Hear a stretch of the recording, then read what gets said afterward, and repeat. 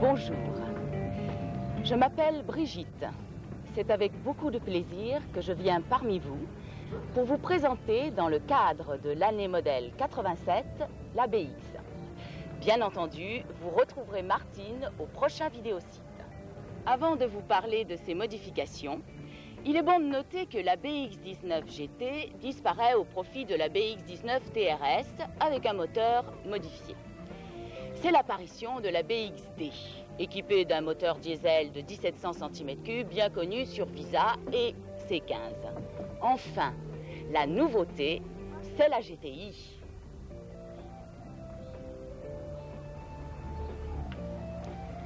Nous reviendrons sur ce nouveau modèle.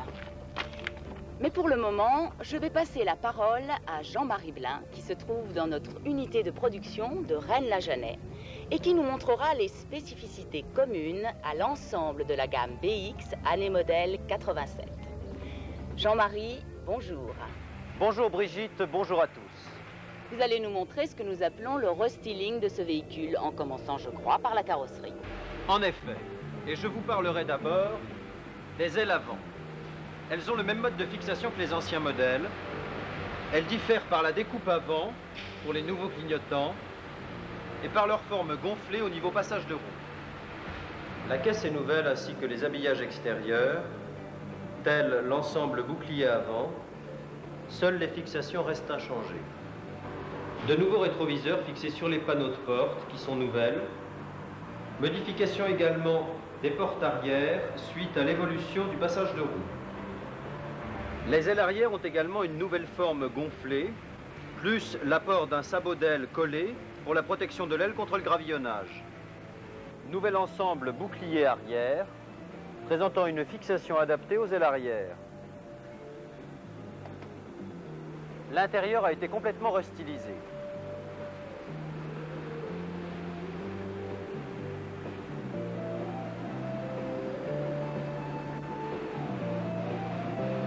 Planche de bord, plus les rangements, nouvelle console, nouveau bloc compteur et nouveaux habillages de porte. Le siège conducteur est monté avec des glissières permettant un recul augmenté. Pour accéder au fusible, il est nécessaire de déposer le boîtier range-cassette. Maintenant, je vais laisser le soin à Brigitte de vous présenter les spécificités GTI. À vous, Brigitte. Merci, Jean-Marie. En effet, 3 points diffèrent du reste de la gamme. L'harmonie intérieure, de couleur noire, des longues portées dans le pare-choc avant, un béquet arrière collé vissé et des custodes pleines avec le logo GTI. Mais retournons à Rennes-la-Jeunesse, où nous allons vous donner les caractéristiques techniques. Donc depuis fin juin 86, un nouveau modèle complète la gamme des véhicules BX. Il se caractérise essentiellement par l'adoption d'un nouveau groupe motopropulseur équipé d'un système d'injection Bosch L G-Tronic. Le type mine est XBEG, la puissance fiscale de 9 chevaux, la cylindrée de 1905 cm3, la puissance 125 chevaux DIN et le type D6A. Puissance maximum 90 kW CEE à 5500 tours minute. Couple maximum 170 m/N à 4500 tours minute. Régime maximum 6200 tours minute. Ces caractéristiques dimensionnelles n'évoluant pas par rapport au moteur 1905 cm3 que vous connaissez. Carter moteur avec diamètre de fixation du transmetteur de pression d'huile. Bielle, piston, chemise et segmentation sont identiques à la BX19 GT. La culasse est spécifique. Modification de la phase d'appui de la tubulure d'admission. Évolution des chambres de combustion. De nouvelles soupapes d'admission. Nouvelle soupape d'échappement. Ressort de soupape à tare augmenté. Un nouvel arbre à cames dont le repère est constitué par 2 anneaux de peinture jaune entre les cames du 2e cylindre. Les jeux au poussoir sont inchangés, soit 0,10 à 0,15 mm en admission, 0,20 à 0,30 mm en échappement. Nous avons une nouvelle ligne d'échappement qui comprend un tube avant spécifique avec pot de pré-détente, un nouveau tube intermédiaire de diamètre 54 mm, ainsi qu'un pot de détente et un silencieux spécifique. Pour le graissage du moteur, il est bon de noter que les quantités et qualités d'huile ne sont pas modifiées. Le recyclage des gaz de Carter est sans changement. Vous pouvez donc vous reporter à la note technique BX1 numéro 38. Le circuit de refroidissement est spécifique par suite du réchauffage du boîtier porte-papillon. La pression du circuit est de 1 bar. La contenance est de 7 litres. La protection, moins 15 degrés Celsius. Pour la purge, la méthode reste inchangée. Nous allons maintenant parler de l'alimentation injection et vous faire un rappel du principe de fonctionnement. Une pompe électrique refoule le carburant vers le moteur et engendre la pression nécessaire à l'injection. Un calculateur électronique délivre les impulsions de commande aux injecteurs après analyse de différents paramètres. Ces paramètres se différencient de la façon suivante. Paramètres principaux, quantité d'air admise dans les cylindres, débitmètre, régime de rotation du moteur, allumeur. Paramètres d'adaptation, température du moteur, sonde de température d'eau, température d'air admis dans les cylindres, sonde de température d'air. Ralenti, charge partielle, pleine charge moteur, décélération, contacteur en bout d'axe du papillon d'accélérateur.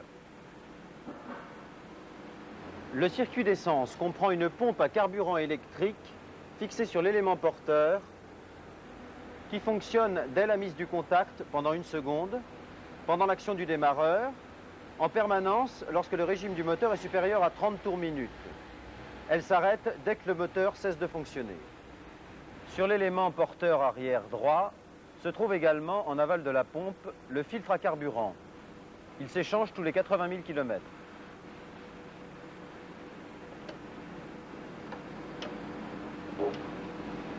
Les injecteurs, qui débitent à chaque tour moteur, soit 2 débits par cycle moteur en marche normale, 2 fois par tour lors du démarrage. Le régulateur de pression d'essence est fixé en bout de rampe d'alimentation.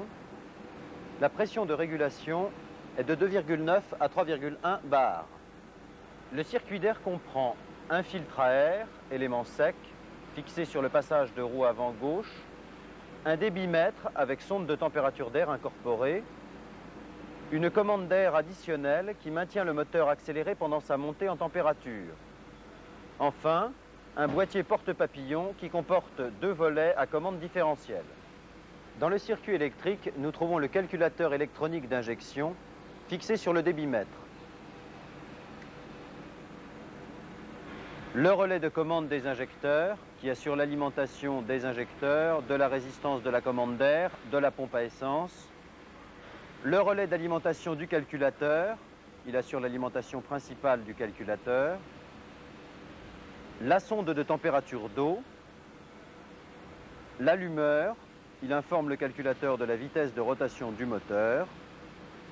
Enfin, le contacteur en bout d'axe de papillon d'accélérateur. L'ensemble des divers constituants que nous venons de présenter et situer sont bien sûr spécifiques à cette application. Les références et divers numéros PR sont indiqués dans la note technique de lancement. Nous allons maintenant procéder au réglage du système d'injection. Pour ce faire, nous vous rappelons qu'il est nécessaire que l'allumage soit en état et réglé. Le filtre à air propre. Le réglage initial du papillon d'accélérateur correct. Le réglage du contact en bout d'axe de papillon d'accélérateur correct. Moteur chaud et attendre l'arrêt du motoventilateur.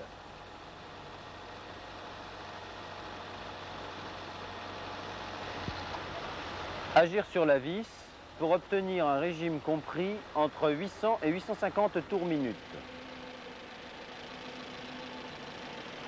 Dans le cas d'une option climatisation, le climatiseur enclenché Le régime doit être compris entre 950 et 1000 tours minute.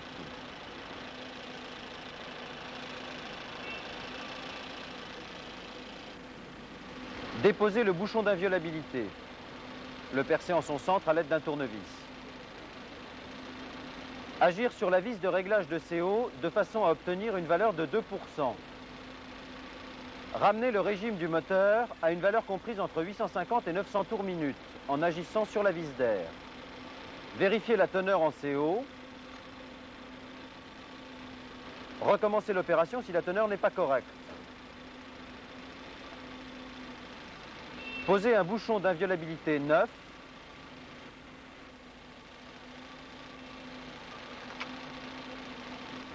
Le taux de CO2 doit être supérieur à 10%. Parlons allumage. Il est transistorisé et les courbes d'avance centrifuge et à dépression sont spécifiques. Le calage de l'allumeur se fait capsule à dépression débranchée et doit être de 5 degrés à 900 tours minute. Le moteur est équipé de bougies à siège plat. L'écartement des électrodes est de 0,6 à 0,7 mm. Ce sont des bougies ECM. L'embrayage est identique à la BX19 GT. Mécanisme 200 CP 450. Friction diamètre 200 mm. Garniture F202. La boîte de vitesse est de même conception que celle équipant les BX16 et 19, avec un médaillage BN10. La capacité d'huile est de 2 litres, Total transmission BV75 W80. Un seul bouchon de vidange sur le carter différentiel, comme toute boîte de vitesse de ce type. Les transmissions sont spécifiques par le joint à billes côté roue, diamètre 17 mm 5 au lieu de 16. Le repère étant 2 anneaux rouges rapportés dans le soufflet. Les roues sont spécifiques avec jantes à écointeur augmenté et nouveaux pneumatiques.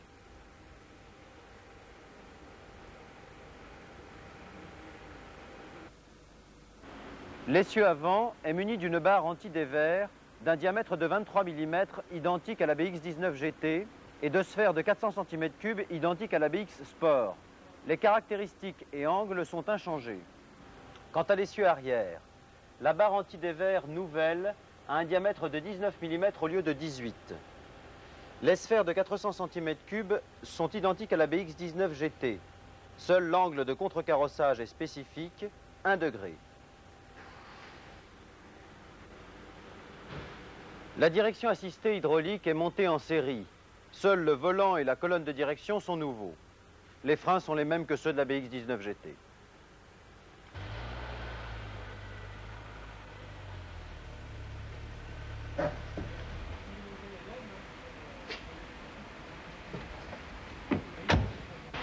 La BX GTI est équipée d'une nouvelle planche de bord que nous allons voir ensemble. Et en premier lieu, le bloc compteur avec ses différents témoins et indicateurs.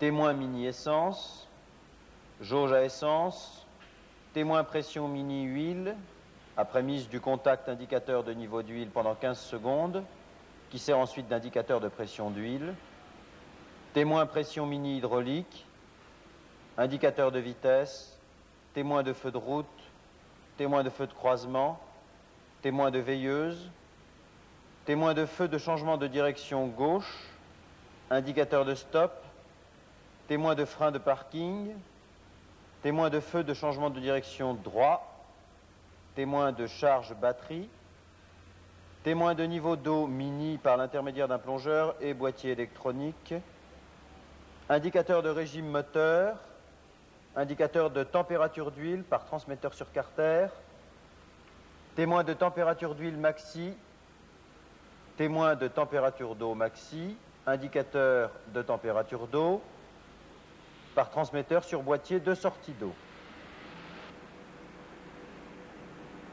Comme vous le constatez, l'ensemble chauffage-climatisation est modifié et les températures, pulseurs et répartition sont commandées par bouton rotatif par l'intermédiaire de câbles.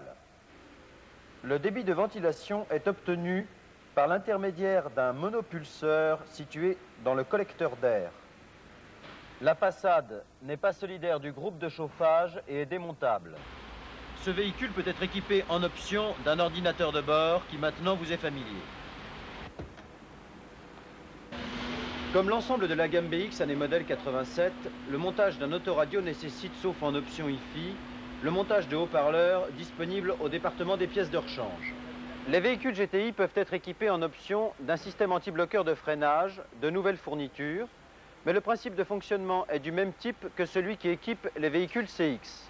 Seule modification, bloc hydraulique assise électrovanne, capteur bipolaire. Un témoin au tableau de bord informe l'utilisateur d'un éventuel non-fonctionnement du système. Pour ce système, une note spécifique sera éditée prochainement. Outre la GTI, l'ensemble de la gamme vous est expliqué dans les notes techniques BX0 numéro 24 et BX1 numéro 45.